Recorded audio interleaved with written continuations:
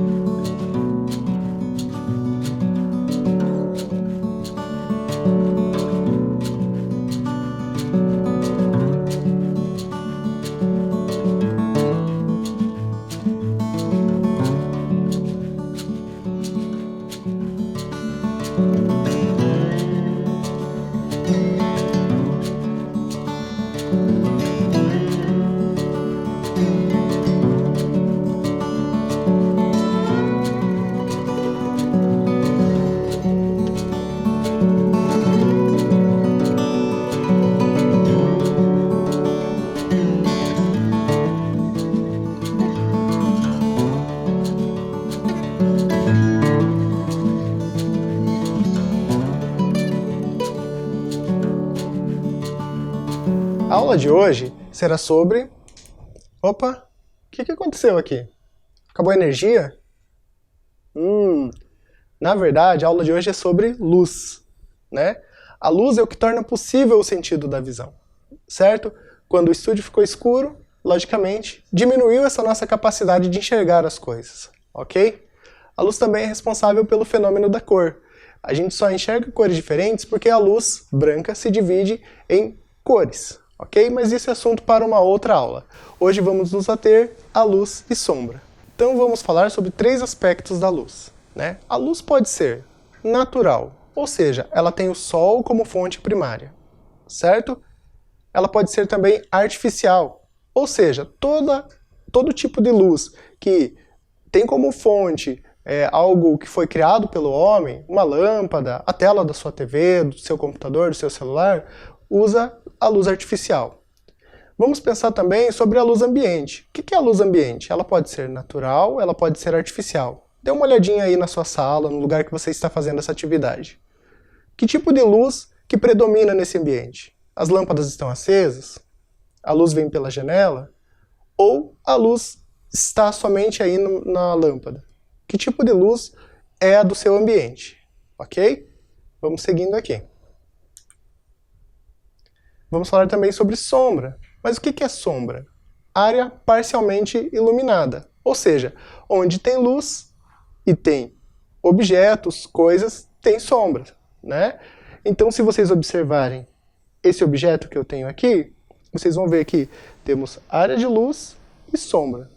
Dizemos que a área está parcialmente iluminada porque, como vocês podem ver, a sombra não é totalmente escura. É possível ainda ver, por exemplo, aqui o branco da mesa, logicamente, diminuído pela ação da sombra.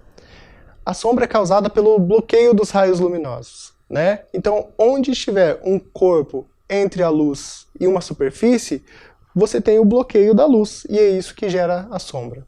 A sombra também pode ser entendida como escuridão. Vou usar um exemplo aqui. Mesmo na escuridão, às vezes há um pouco de luz. Quando você entra no seu quarto à noite e ele está apagado, no início você não enxerga nada. À medida que o tempo vai passando, seu olho vai se adaptando, você começa a reconhecer alguns objetos mesmo no escuro, né? Esse também é um efeito que a gente pode explorar a partir da sombra, ok? Gostaria que vocês observassem essa imagem. O que você vê nessa imagem? Quantos objetos fazem parte da imagem? Qual é a cor desses objetos? Os objetos são pequenos ou grandes? O que esses objetos representam? O que eles significam? Vou dar alguns segundos aqui para que vocês possam fazer a anotação no caderno e respondendo, ok?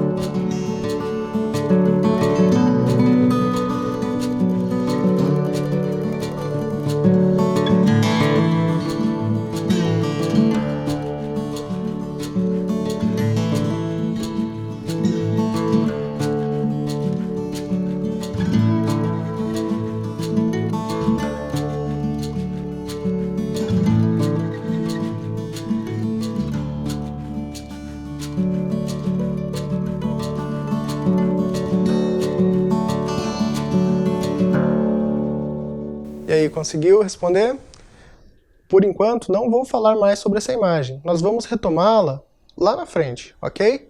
Por hora, vou falar um pouquinho sobre o estudo de luz e sombra.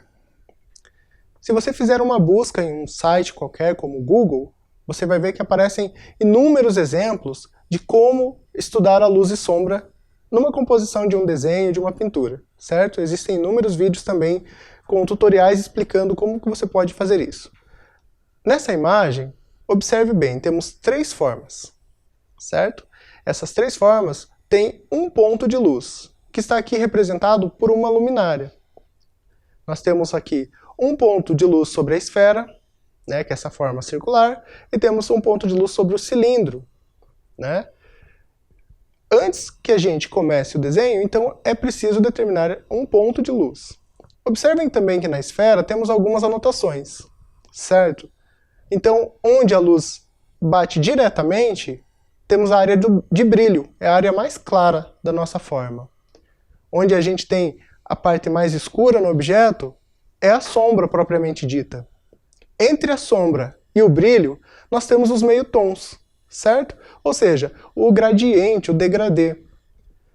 Há áreas também em que sofrem a ação com outros objetos. São áreas de reflexo. Então, quando há um objeto próximo a outro, ele reflete a luz sobre ele e gera um reflexo. E por fim, sobre a superfície, nós temos a sombra projetada. É como no momento que eu mostrei a caixinha para vocês, lá no início da aula, vocês viram que sobre a mesa existe uma sombra. Ela é a sombra que se projeta, ok? Agora nós vamos fazer um exercício, ok? Antes de passar para vocês, eu vou explicar aqui. Você vai desenhar algumas formas, não precisa ser essas, ok? Se você não domina como desenhar formas tridimensionais, comece fazendo um círculo, ok? Lembra lá que a gente já pegou um copo, um compasso para fazer? Comece pelo círculo. O círculo é uma forma bidimensional. A luz e sombra serve para transformá-lo num objeto tridimensional, ok? Depois você vai determinar um ponto de luz. Observem que eu coloquei um ponto à esquerda do nosso círculo. Você pode colocar em qualquer lugar aí na sua folha. Marque suavemente as áreas de brilho, reflexo e sombras, ok? E pinte essas sombras. Agora veremos um vídeo explicativo com a professora Deia, ok? Olá, tudo bem? Prontos para mais uma atividade? Eu sou a professora Deia e estou aqui para acompanhar vocês nesta aventura. Vamos lá? Para esse exercício, nós vamos precisar dos materiais que o professor Marcos já avisou no início da aula. Uma folha de papel, a que vocês tiverem, borracha, lápis, um compasso, se tiver, uma régua. Se vocês não tiverem compasso e nem a régua, vocês poderão utilizar algum objeto que vocês têm em casa, como uma caixa, uma caixinha de remédio, caixa que vocês tiverem, um copo, um potinho. Aqui nós já temos 4 formas. Nós temos aqui, a gente tem uma forma quadrada, tem uma forma retangular e tem uma forma circular. Vamos treinar a nossa mão para o sombreado? Vamos pegar um papel, lápis e vamos segurar e vamos fazer o sombreado do escuro para o mais claro, do claro para o mais escuro. Assim você vai treinando para a hora de sombrear.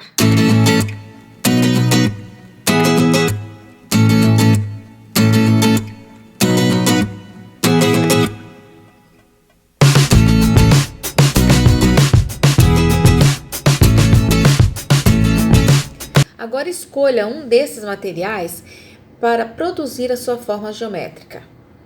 E depois de desenhá-la, observe de onde a luz pode estar partindo e iluminando essa forma que você fez.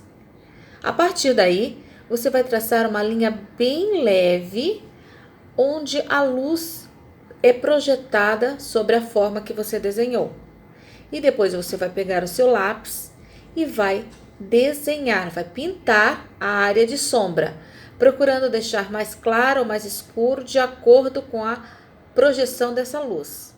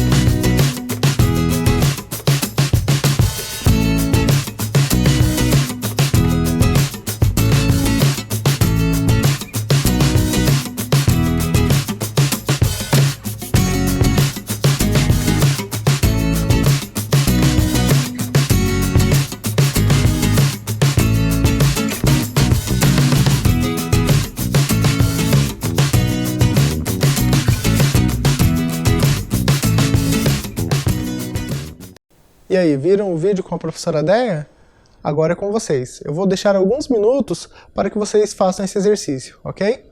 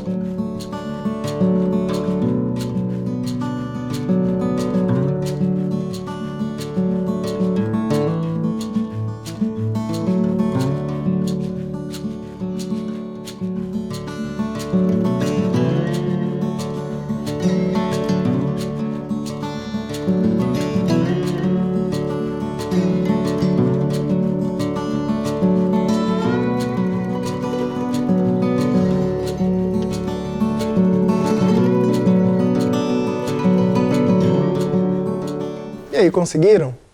Tenho certeza que foi complicado no início, né? Principalmente para quem não tem o hábito de desenhar. Mas saiba que quanto mais você praticar, melhor vai ficando, mais rápido vai ficando.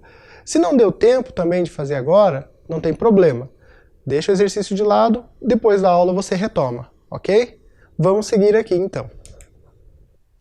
Agora eu vou falar um pouquinho sobre o estudo da luz e sombra dentro da história da arte. Quando exatamente isso começa, né? Esse estudo começa lá no Renascimento, aproximadamente século XV, ou seja, há mais de 500 anos atrás, bastante tempo, né?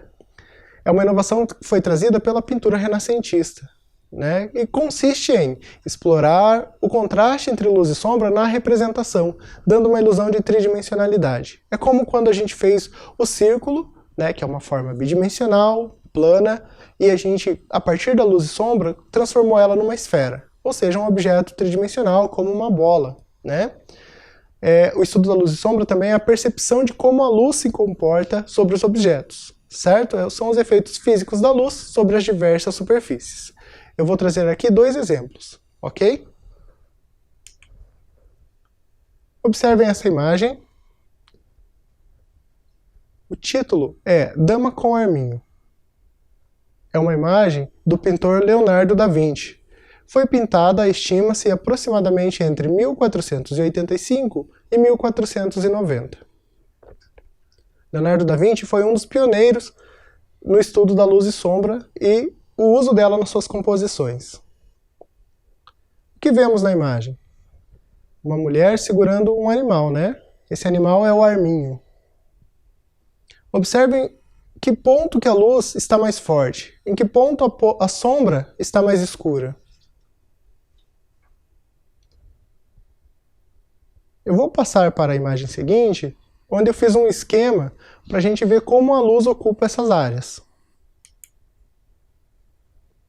Então, nós temos três imagens antes da imagem principal que mostram a ocupação da luz na composição. A primeira imagem, onde tem uma área maior de luz, corresponde ao brilho e aos meio-tons. A imagem do meio já é os meio-tons, alguns mais claros, e o brilho.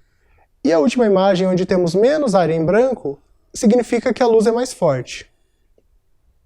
Ou seja, é uma área que tem mais brilho. Vou passar para a imagem seguinte. Essa é uma imagem de um pintor chamado Caravaggio. Observem que essa pintura foi realizada mais de 100 anos após A Dama com Arminho, do Leonardo da Vinci. O que temos nessa imagem? Temos um jovem debruçado sobre uma poça observando sua própria imagem. Alguém conhece a história que originou essa obra? Trata-se do Narciso da mitologia grega, né? Na história, Narciso fica encantado pela própria imagem. Ele apaixona-se pela própria imagem e fica capturado por ela. Também fiz o mesmo esquema. Na próxima imagem podemos observar aqui. A área maior corresponde ao brilho e aos meio-tons, e conforme vamos diminuindo ali a área de branco, é onde temos mais brilho, ou seja, onde a luz é mais forte. Entenderam mais ou menos como funciona dentro de uma composição? Vamos seguindo aqui. Lembram da imagem que vimos lá no início da aula? Então, é uma obra chamada A Lição, da artista brasileira Regina Silveira. Vamos falar um pouco mais sobre Regina Silveira à frente. Trata-se de uma instalação. O que é uma instalação? É uma obra que ocupa um espaço.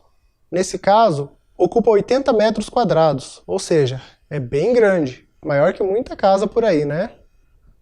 Ela foi feita com madeira, vinil e pintura automotiva.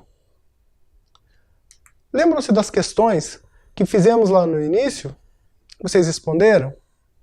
Então vou dar uma ajudinha para vocês agora. O que vemos na imagem?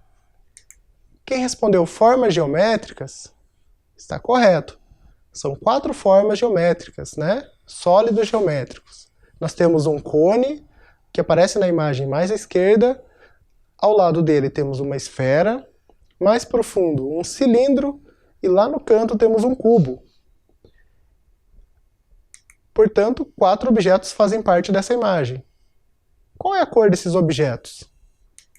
Eles são brancos, porque facilita na observação da luz e sombra.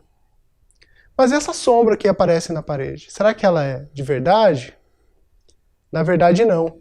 A artista, quando criou essa obra, fez a projeção dessas sombras de mentira. Como assim? Ela produziu alguns adesivos e simulou essas sombras, de forma que elas não correspondem às sombras verdadeiras do objeto.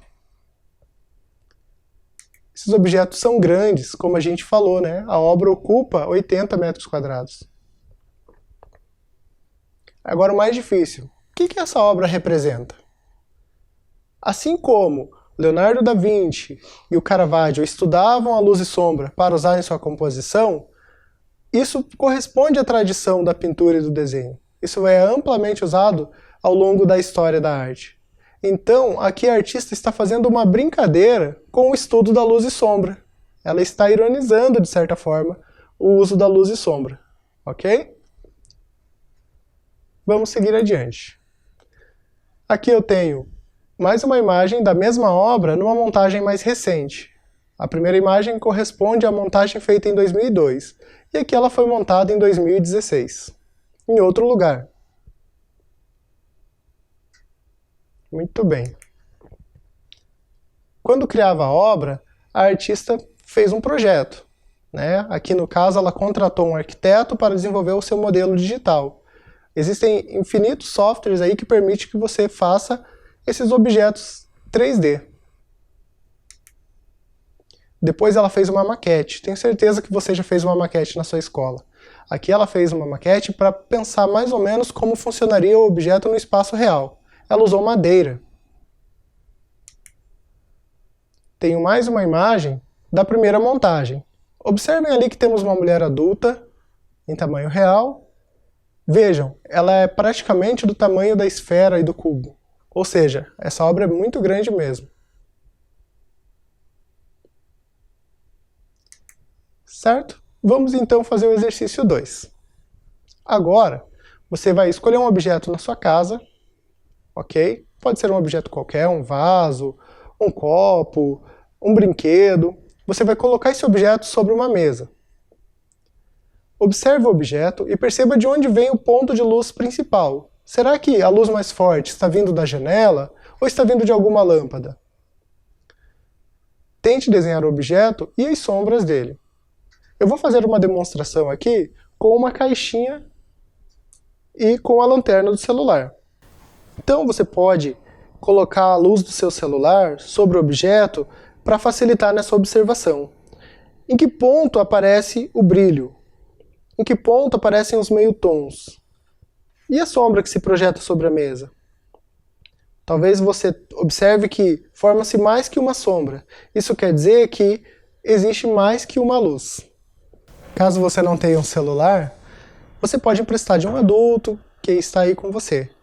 Se ainda assim você não conseguir isso, aproxime o objeto de uma luz mais forte, ok? Pode ser da janela, pode ser uma lâmpada de algum cômodo da casa, ok? Agora nós vamos ver mais um vídeo com a professora Deia. Ela vai mostrar como você pode também fazer esse desenho, certo?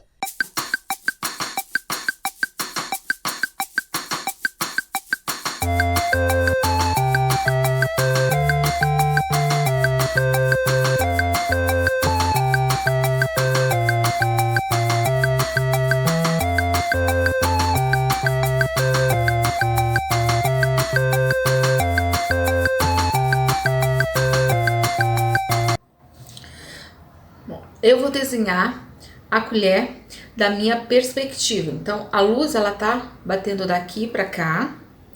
E ela tá fazendo uma sombra aqui e aqui. Então, é isso que eu vou fazer agora. Vou desenhar utilizando esses conceitos que eu já adquiri.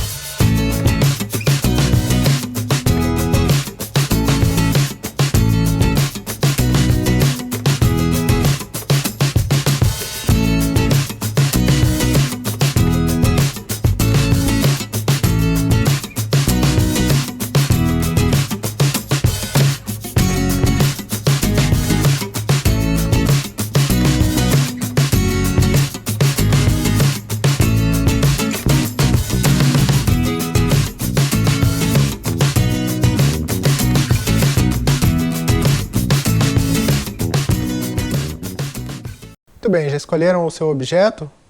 O que acharam do desenho da professora Déia? Fica legal, né? Agora é com vocês. A gente vai deixar alguns minutinhos aqui para que você desenvolva o seu desenho.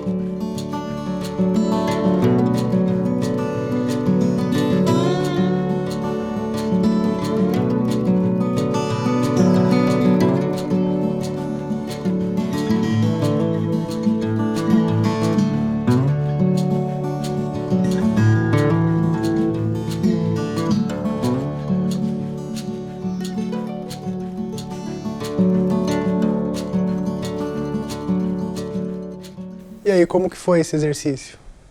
Talvez mais difícil que o primeiro, né? Mas é assim mesmo. A gente vai melhorando, a gente vai treinando, ok?